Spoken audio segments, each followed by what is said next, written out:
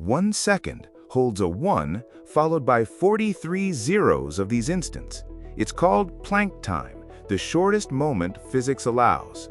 Planck time is how long light takes to cross a Planck length, the smallest distance possible. Written out, it's a decimal point followed by 43 zeros before the 1.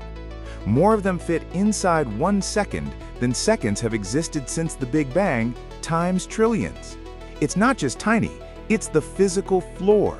Below Planck time, general relativity breaks down completely.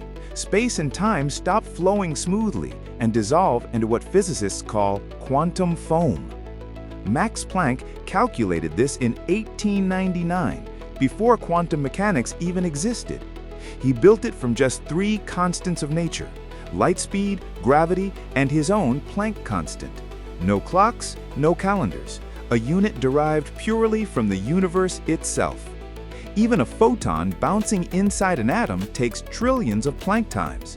This isn't just measuring time, it's the edge of physics itself.